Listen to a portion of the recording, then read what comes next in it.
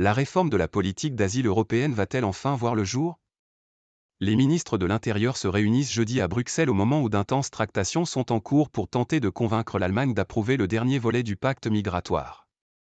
La paralysie de ce règlement suscite la frustration au sein de l'UE, face à la hausse des arrivées de migrants à ses frontières extérieures. Le texte est destiné à organiser une réaction européenne en cas d'afflux massif de migrants dans un pays de l'UE, comme lors de la crise migratoire de 2015 à 2016. Les milliers d'exilés arrivés récemment sur l'île de Lampedusa ont rappelé l'urgence d'une solution commune. Ce règlement de crise prévoit un régime dérogatoire aux procédures d'asile habituelles. Il prolonge de 12 à 20 semaines la durée possible de détention d'un migrant aux frontières extérieures, et permet des procédures d'examen des demandes d'asile accélérées et simplifiées pour un plus grand nombre d'exilés, tous ceux venant de pays dont le taux de reconnaissance, c'est-à-dire le taux de réponse positive aux demandes d'asile, est inférieur à 75%. Il prévoit par ailleurs un déclenchement rapide de mécanismes de solidarité envers l'État membre confronté à cet afflux, sous la forme notamment de relocalisation de demandeurs d'asile ou d'une contribution financière.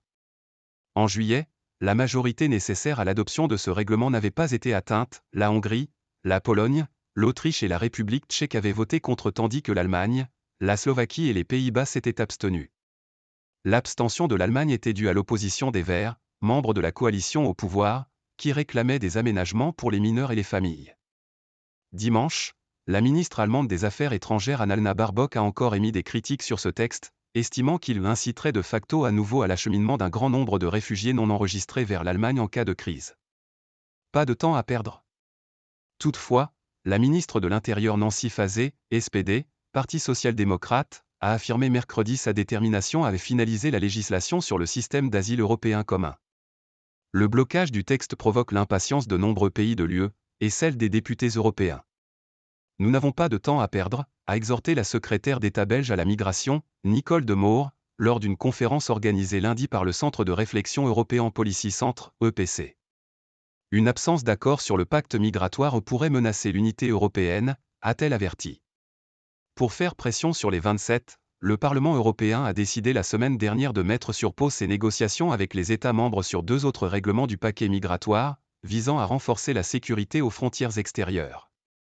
Il s'agit de l'élargissement d'Eurodac, la base de données biométriques des demandeurs d'asile, et la mise en place d'un nouveau filtrage obligatoire préalable à l'entrée d'un migrant dans l'UE.